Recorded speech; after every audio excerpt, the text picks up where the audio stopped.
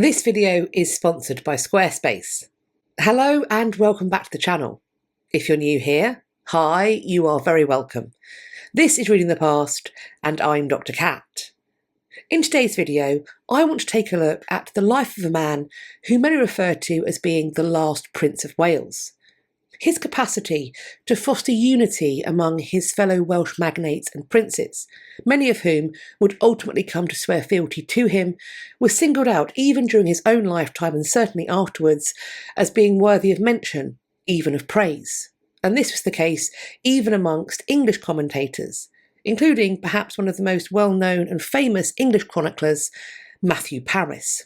But before we jump into today's topic, I want to say an absolutely massive thank you to Squarespace for sponsoring another video on this channel. Squarespace has made building, updating and managing my website so easy, and with Squarespace Blueprint it's even easier. This guided website design system asks you a few questions and then helps you to create a well-designed and personal website. You can then make any changes you wish to fonts, colours, images and so on, all through the Fluid Engine editor. And that is so simple, it's just drag and drop. From showing off my most popular videos on YouTube, to hosting my merch store, to managing my mailing list, my Squarespace website offers me everything I need. And as I've mentioned before, I love the fact that I can use Squarespace through either my desktop or laptop and also through the app on my phone. This lets me analyse traffic, edit the website, and I can do it from anywhere. Go to squarespace.com for a free trial, and then when you're ready to launch, go to squarespace.com/readingthepast to save 10% off of your first purchase of a website or domain. Thanks again to Squarespace for sponsoring this video. But now, it's time to take a look at Llywelyn ap Gruffydd, the last Prince of Wales.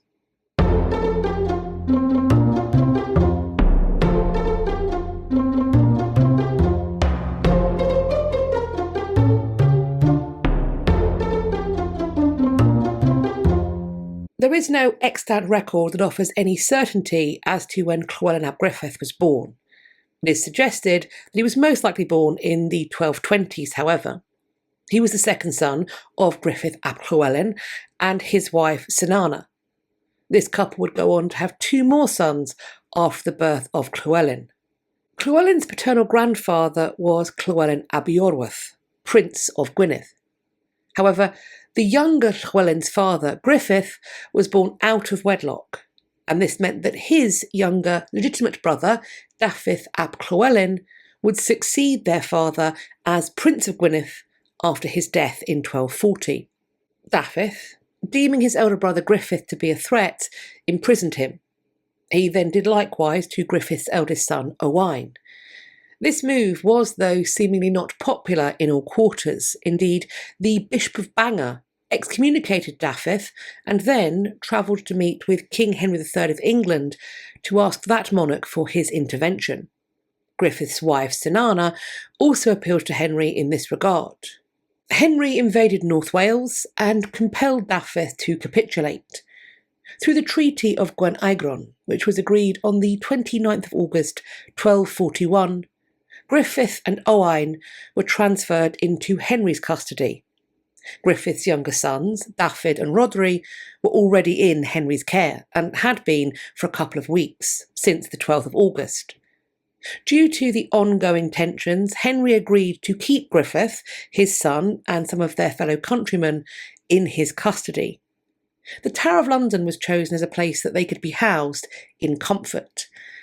Within a few years, though, Gruffydd appears to have had quite enough of captivity, because on the 1st of March 1244, under cover of darkness, he attempted to use a linen rope to escape. His attempt was, however, foiled when Gruffydd fell, broke his neck, and died. According to the extant records, Llywelyn was not held with his family during their incarcerations in either Wales or in England. Instead, he was free, able to show his capabilities that were both martial and political, and that would make him a valuable asset to his homeland. These same qualities would, in due course, prove to be somewhat problematic for his English neighbours. Llywelyn's uncle Dafydd died on the 25th of February 1246. Llywelyn, in Wales and free, was ideally positioned to succeed him as Prince of Gwynedd. The release and return of Llywelyn's elder brother Owain would, however, complicate things. Nevertheless, by the 30th of April 1247, these brothers were able to come to an agreement. That agreement would be recognised and supported by King Henry III of England, and it would see them split the inheritance between them. Around 6 years later, Llywelyn and Owain's brother Dafydd began to assert his own claim to a share of this inheritance. To further that claim, he swore fealty to King Henry III, who then encouraged Llywelyn and Owain to see Dafydd provided for. Negotiations in this regard opened, but they would ultimately prove fruitless. Llywelyn was reputed to be totally opposed to further sharing his inheritance. Presumably, he was also a little concerned that by setting this particular precedent, their other brother Rhodri might make a similar claim in subsequent years. In 1255, Llywelyn and his supporters fought the Battle of Bryn Derwyn against his brothers and their supporters. Llywelyn won the day and imprisoned his brothers. Dafydd would be released around a year later and be provided with an estate that came at the behest of Llywelyn. However, in this, Dafydd was Llywelyn's tenant. Their older brother Owain, on the other hand, would not be freed for more than 20 years. Before long, Llywelyn was expanding his territorial control further still, and while he was certainly prepared to fight to achieve this, whether that meant facing down his fellow Welshmen or the forces of the English king, Llywelyn's preference was apparently to forge alliances that centred around martial support and political cohesion that all fell under his overall leadership. These successful collaborations saw off Henry III's incursions in 1257. In the following year, 1258, Llywelyn reportedly assembled the leading temporal and spiritual figures in Wales. At this time, the magnates paid him homage. They swore allegiance to him. From this time, Llywelyn was styling himself as Prince of Wales, at least on occasion. By 1262, he was using the style Prince of Wales and Lord of Snowdon frequently. Over the preceding years, Llywelyn had been keen to assert his belief that the Welsh magnates and princes owed him alone the debt of fealty or homage. It was for him to then pay homage to the English king on their behalf as their overlord. However, the Marcher lords, Llywelyn's near neighbours, many of whom were also the trusted advisers and companions to the English king, were perhaps understandably reluctant to see this individual who had, over the course of time, attacked their lands and holdings, be so empowered. While all of this was going on, disputes in England between the king and a number of his barons were also ramping up. They were moving towards a conflict that would come to be known as the Second Barons' War. On one side, you had King Henry III and his allies. These allies included the king's sons, Edward, who would later become King Edward I, and Edmund, Earl of Lancaster. Also included was Roger Mortimer. He was a powerful Marcher lord who would show himself ready and willing to defend his king's interests in both England and Wales. The rebel barons on the other side were led by Simon de Montfort. By 1264, de Montfort was working very closely with Llywelyn, as he recognised that shoring up Llywelyn's power was a means for de Montfort to further destabilise Henry III and his allies. De Montfort's success and the subsequent capture and imprisonment of the king and a number of his allies saw him become, for a short time at least, the most powerful magnate in the realm. And at this time, Llywelyn happily reaped the rewards. His rights to those new Marcher lands he had gained in the recent conflicts were being recognised. Of course, I think Llywelyn may have been cognizant that these concessions were likely to only be valid while de Montfort held sway. What the king might do, if he was released, if this challenger fell, was of course another matter.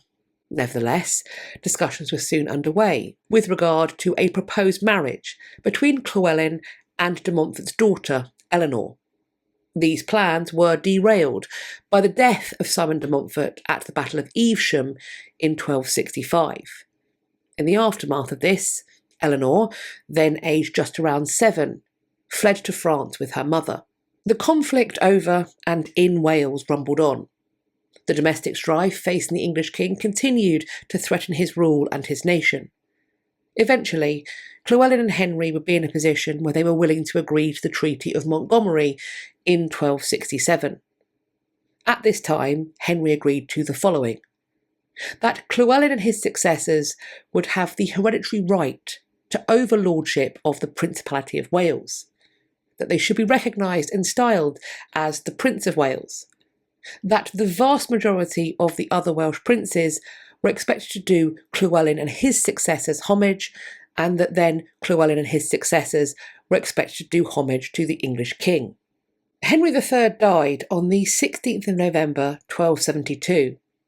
His son and heir Edward was away on crusade at the time. King Edward I of England, as he had become, would not return to England until the 2nd of August 1274. With this new king out of sight and arguably out of mind, Llywelyn was seemingly in absolutely no rush to swear fealty and pay homage to him, as he was expected, indeed required to do, according to the terms of that 1267 treaty. Then, Llywelyn chose not to attend Edward's coronation. He also cancelled a subsequent meeting with Edward, at which time he was set to do that homage, and he did on that occasion plead ill health. Llywelyn's reticence to meet with Edward, and presumably with much of his court, might arguably be explained by the new English king's decision to give refuge to 2 men who had planned to assassinate Llywelyn. One of these would-be assassins was Llywelyn's own brother, Gruffydd. Nevertheless, however understandable this might have been, Llywelyn was, at least in Edward's eyes, refusing to submit to his king and honour the terms of that treaty. Llywelyn then added fuel to the fire of Edward's distrust through his destructive military incursions in the Welsh marches. In 1275, Llywelyn entered into a proxy marriage with Eleanor de Montfort. She was the daughter of Llywelyn's former ally against Edward's father, Henry III. He was Simon de Montfort, and Eleanor had of course fled into that self-imposed exile with her mother after her father's death at the Battle of Evesham. Soon after the proxy marriage, Eleanor began her journey to meet with her husband in person. En route, though, her ship was intercepted, she was captured and imprisoned by King Edward I. Llywelyn's continued refusal to submit to Edward would lead to him being excommunicated. There was also a concerted and ultimately successful campaign to diminish the loyalty that Llywelyn enjoyed in Wales. Not long afterwards, a large-scale military campaign was mounted, and so Llywelyn was left with few options. He was faced with an overwhelming military force, apparently some 15,000 strong, and so he had to agree to terms. The Treaty of Aberconwy of the 9th of November 1277 stripped Llywelyn of much of his power. However, he was still to be styled as Prince of Wales.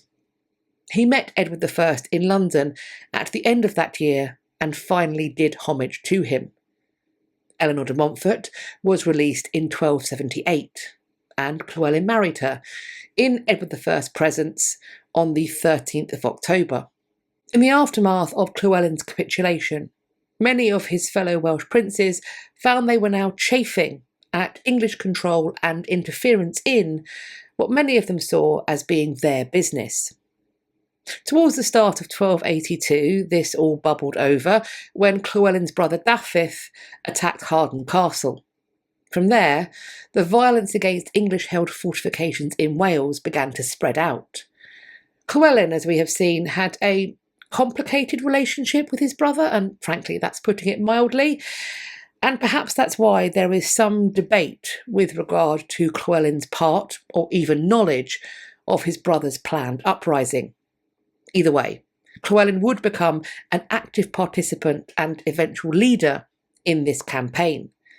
It has been suggested by some that the delay in Llywelyn starting to participate in this anti-English action might have resulted from him being too overwhelmed with a personal milestone. Llywelyn was, after all, at last preparing to become a father. His wife Eleanor would give birth to their daughter, Llywelyn, on the 19th of June, 1282. Sadly, Eleanor would die during the birth. In the aftermath of this personal tragedy, Llywelyn left his infant daughter behind to go and fight the English. Llywelyn was killed in action on the 11th of December, 1282. His brother Gruffydd would be captured and subsequently executed as a traitor to the English king the next year. As for Llywelyn's now orphan daughter, Llywelyn, she was taken to England to be raised. She would go on to become a nun at Sempringham Priory, and it was there that she died shortly before her 55th birthday in 1337. More than 3 decades before her death, on the 7th of February 1301, King Edward I's son, known at that time as Edward of Carnarvon, was created Prince of Wales. He had that name, Edward of Carnarvon, due to him having been born at Carnarvon Castle on the 25th of April 1284. At the time of Edward's birth, this fortification was very much under construction, because it was part of a scheme of castle building and indeed rebuilding that was being undertaken to ensure that the English subjugation of Wales could be sustainable and ultimately total.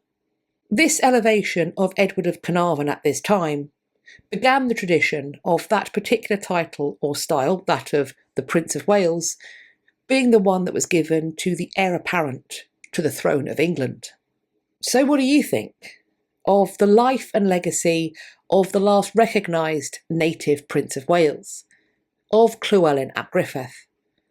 As always, I'm looking forward to reading your conversations in the comments section underneath this video.